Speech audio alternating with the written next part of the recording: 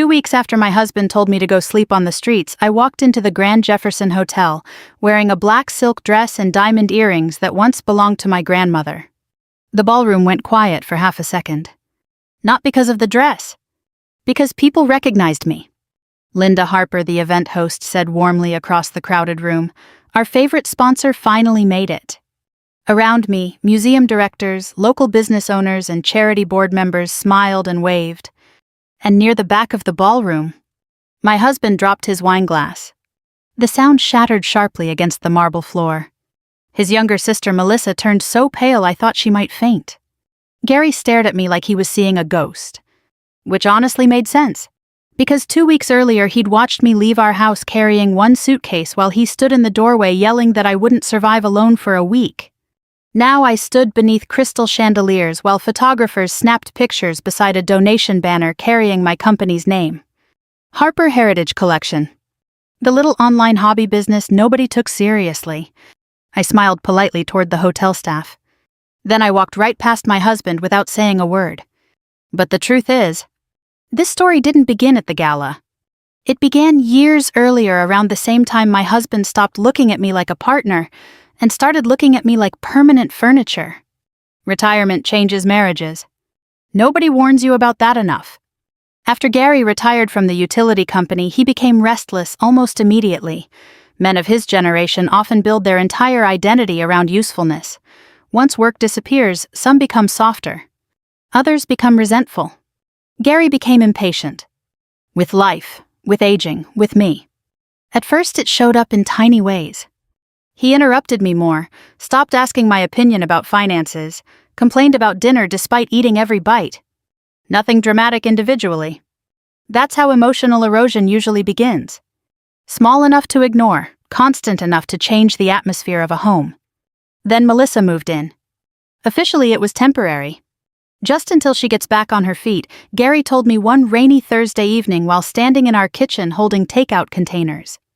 Melissa had always been chaos wearing expensive perfume. 3 divorces, constant debt, new business schemes every 6 months. At 62 years old, she still behaved like consequences were personal attacks. I tried being welcoming initially. I really did. I cleaned the guest room, bought fresh towels, cooked her favorite chicken casserole from an old family recipe. Melissa walked into the room, glanced around once and said, "It's cute, kind of old-fashioned." That sentence told me exactly how the next year would go. Within weeks, she had spread herself across our entire home. Makeup covering bathroom counters, shopping bags stacked near the stairs, loud television at midnight, wine glasses left everywhere. Gary never complained. If I mentioned anything gently, Melissa immediately became emotional. "I guess I'm just a burden to everybody." Then Gary would sigh heavily like I was creating unnecessary stress. That became the pattern. Melissa behaved badly, I reacted mildly, Gary defended her. Then somehow I became the problem. Older women understand this dynamic deeply. Some families maintain peace by quietly sacrificing the calmest person in the room. That person became me. Meanwhile, I kept working. Quietly. Every morning around 5:30, before either of them woke up, I sat in my downstairs office managing antique jewelry auctions online. Nobody in my family understood the business because I never explained much. Partly because I valued privacy. Partly because women my age get tired of defending ambition. The business started small years earlier after my grandmother Eleanor passed away, and left me several vintage jewelry pieces along with handwritten notebooks documenting antique dealers she trusted across the Midwest. At first I sold pieces casually online. Then collectors started contacting me directly. Then museums, private estates, auction houses. Over time, Harper Heritage Collection quietly became one of the most respected antique jewelry resale networks in the region. Not flashy, not public. Profitable. Very profitable. But Gary dismissed it completely. One afternoon while Melissa sat at the kitchen island scrolling through shopping websites, Gary laughed and told a neighbor, "Linda plays on the computer all day selling old necklaces." Melissa smirked immediately. "Honestly, it's adorable." Adorable. Interesting word. Men often call women adorable when they want competence to sound harmless. I didn't correct either of them. That surprises people sometimes, But after 65, you stop needing immediate validation from people determined not to understand you. Instead, you start watching. And what I watched over the next year frightened me. Gary slowly stopped seeing me entirely. Not physically. Emotionally. He stopped noticing.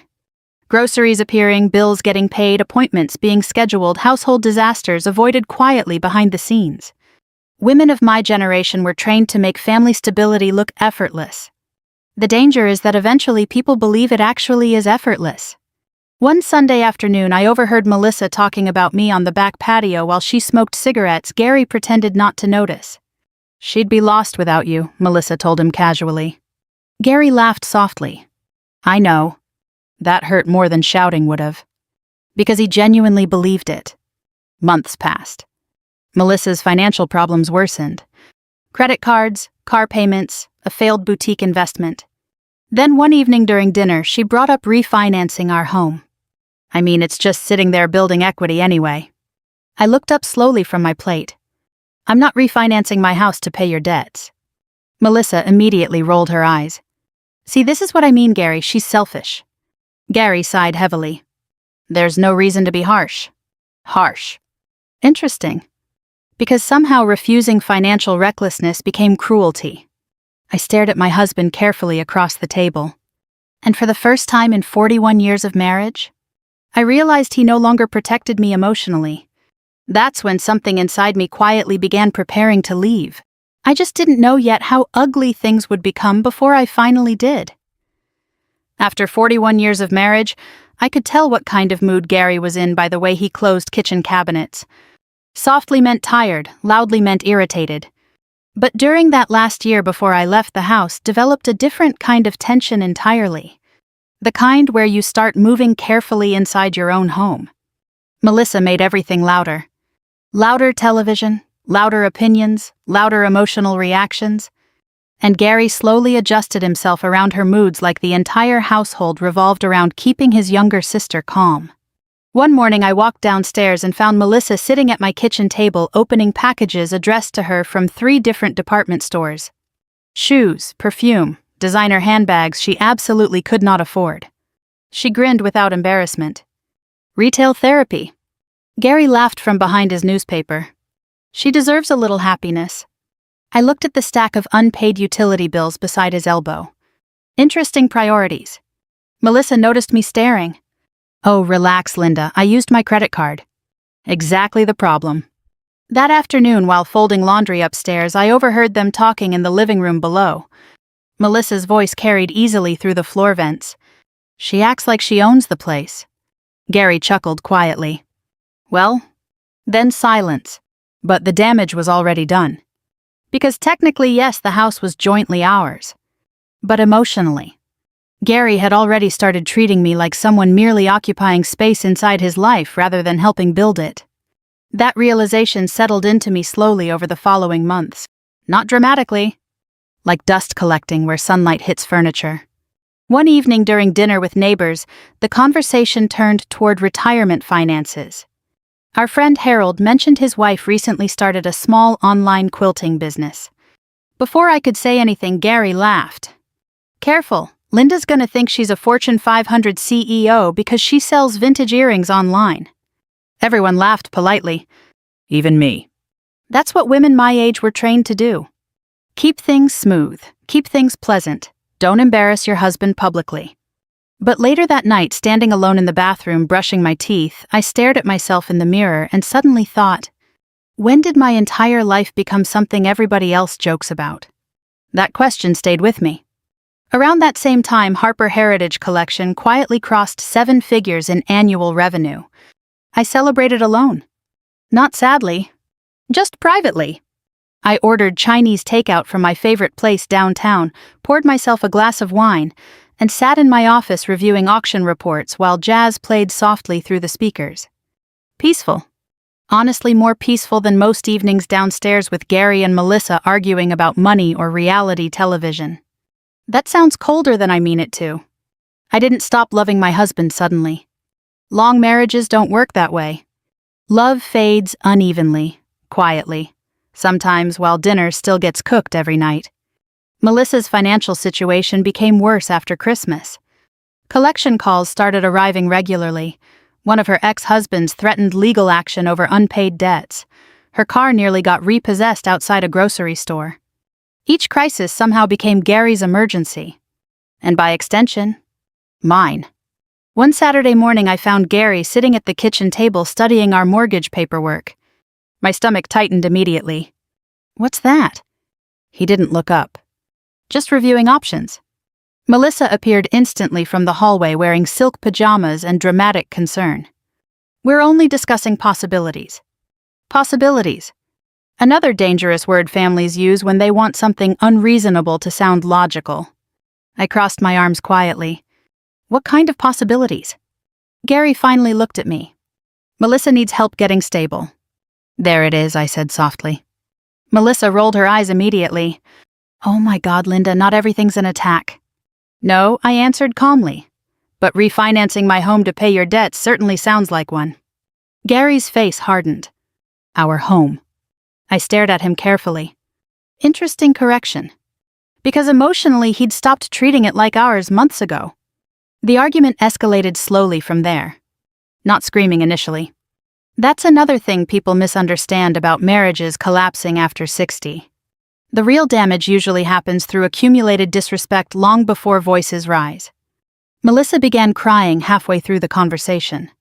Real tears, manipulative tears. Honestly, after a while the difference stopped mattering. "I knew she hated me," Melissa whispered dramatically. Gary rubbed his forehead heavily. "Can you please stop making everything harder than it needs to be?" I actually laughed softly hearing that. Not cruelly. Just tired. Harder for who?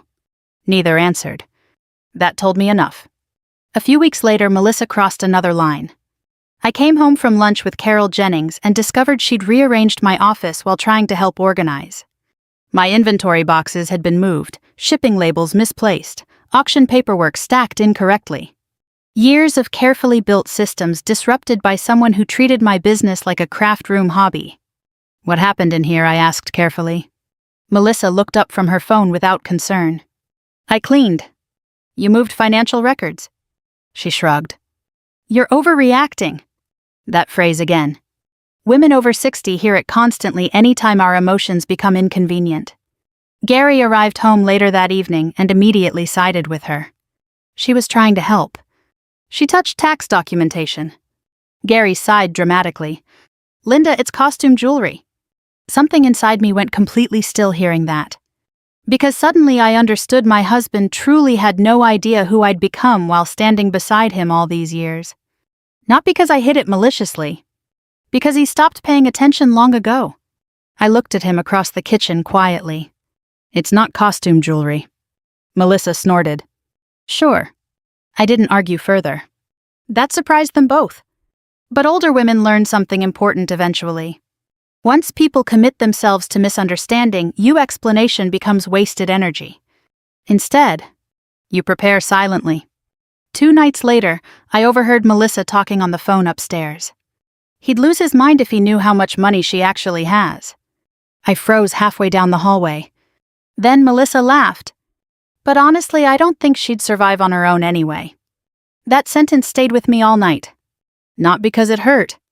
Because I suddenly realized both of them had built an entire version of me inside their heads that no longer matched reality at all. And people become dangerous when they stop seeing you clearly. The night my husband told me to go sleep on the streets, it started with lasagna. That's the strange thing about life-changing moments. They rarely announce themselves dramatically beforehand. Sometimes everything collapses while garlic bread is still in the oven. It was a Thursday evening in February. Snow piled heavily against the windows while the local news played softly from the living room television. I'd spent most of the afternoon preparing dinner because Gary's son from his first marriage, Kevin, was visiting with his wife. I wanted one normal evening. Just one. For the first 20 minutes, things almost felt peaceful again. Kevin talked about work. His wife discussed their daughter's dance recital. Gary laughed more than usual. Then Melissa arrived downstairs already irritated about something involving her car insurance payment. Without even sitting down, she announced, "They're threatening to cancel my policy." Nobody responded immediately. That should have been the warning sign. Melissa hated silence because silence forced attention back toward her own decisions. So naturally, she escalated. This wouldn't even be happening if people around here actually cared about family. I kept serving salad quietly. Kevin shifted awkwardly in his chair. Gary rubbed his forehead. Melissa. No, she interrupted dramatically. I'm serious. Everybody watches me drown while sitting on a paid-off house worth almost $800,000. There it was. Finally spoken aloud directly in front of everyone. I set the serving spoon down carefully. My house is not your emergency fund. Melissa laughed harshly. See, this is exactly what I'm talking about. Kevin looked uncomfortable now. Good. At least somebody still recognized inappropriate behavior. Gary sighed heavily. Can we please not do this tonight? Melissa ignored him completely. I mean, honestly, Linda, what exactly are you protecting all this money for? Interesting question. Because hidden inside it was an even uglier one. What possible value could an older woman's independence still have? I met her eyes calmly. My future. Melissa rolled her eyes dramatically. Oh, please, you act like you're some kind of business mogul. Kevin glanced toward me then. Wait, he said carefully. I thought Linda's company actually does pretty well. Melissa snorted immediately. She sells old necklaces online. Gary laughed softly under his breath. That laugh hurt more than Melissa's insults ever did. Because it came from the man who once told me I was the smartest person he'd ever met. I looked at my husband carefully across the dinner table. You think that's all I do? Gary shrugged casually. I think you've gotten a little carried away with this business fantasy. Fantasy. That word changed something inside me permanently. 41 years of marriage suddenly rearranged themselves in my mind like files being sorted differently. All those mornings waking up before sunrise, all those quiet business trips I said were estate visits, all the contracts, the inventory acquisitions, the museum partnerships. Fantasy. Kevin looked confused now. Dad, didn't Linda sponsor that historical preservation project downtown? Melissa answered before Gary could. She likes pretending she's important. Pretending. Interesting. Because people often accuse women of pretending whenever they feel threatened by competence. I stood slowly from the table. I'm done with this conversation. Melissa immediately scoffed. Of course you are. I ignored her and started clearing dishes quietly. Then Gary said the sentence I still hear sometimes when the house gets too quiet at night. You know, maybe Melissa's right about one thing. I turned around slowly. He looked irritated, tired, cornered between conflict and ego. The entire house revolves around your moods lately. I stared at him in disbelief. My moods? You're constantly defensive. Kevin looked horrified now. Dad. But Gary kept going. You act like everyone's attacking you whenever anybody questions this ridiculous business obsession. I felt something cold settle into my chest. Not anger. Clarity. Melissa folded her arms triumphantly. Finally. I looked at Gary carefully. Do you actually believe I contribute nothing meaningful here? He hesitated. Tiny hesitation. But enough. Then Melissa said quietly, she'd never survive without you anyway. That's when Gary crossed the line. Because instead of defending me, he nodded. Not dramatically, not cruelly. Casually. Like obvious truth. Something inside me broke silently in that exact moment. Not my heart. My illusion. The illusion that love automatically creates respect. Kevin pushed his chair back suddenly. Okay, this is getting ridiculous. But Melissa jumped in immediately. Why are you defending her? She treats this family like we're burdens. I laughed once hearing that. Actual disbelief. For years I've paid half this household's expenses quietly while you drained money from everyone around you. Melissa's face hardened instantly. Oh, there it is. Saint Linda finally speaks. Gary stood now too. You always have to make yourself the victim. Victim. Interesting word from a man watching his sister emotionally terrorize his wife at the dinner table. I looked around the room slowly. The dining table, the framed photographs, the house I spent decades building emotionally while everyone else simply occupied it. Then Melissa said the final thing. If you hate living here so much, then leave.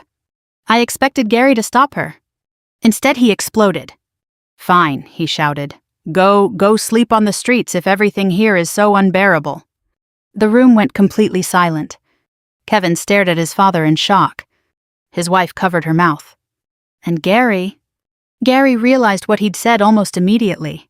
But pride is a dangerous thing in older men. Instead of apologizing, he doubled down. "You heard me." I looked at him for several long seconds, then quietly nodded once. "Okay." That frightened him more than yelling would have. I walked upstairs calmly while Melissa kept muttering angry nonsense downstairs. Inside my bedroom, I pulled one suitcase from the closet and packed carefully. Clothes, medications, laptop, jewelry case, grandmother's notebooks. No tears. No dramatic breakdown. Just exhaustion finally reaching its limit. When I came downstairs 20 minutes later carrying my suitcase, Kevin immediately stood. "Linda, please don't go." I smiled sadly at him. "It's all right." Gary remained near the kitchen doorway, rigid with anger and embarrassment. Still waiting for me to argue. Still believing I needed him more than my dignity. I stopped beside the front door and looked at him one final time. "You really think I can't survive without you?" Gary scoffed bitterly. "You wouldn't last a week alone." I almost told him the truth right then. Almost. Instead, I simply opened the door and walked out into the snow. The first night after leaving my house, I checked into a boutique hotel in downtown Columbus called the Hartwell. Not because I had nowhere else to go. Because I wanted silence. Real silence. Not the kind where a television blares downstairs while someone complains about bills and emotional injustice. The kind where you can finally hear your own thoughts again.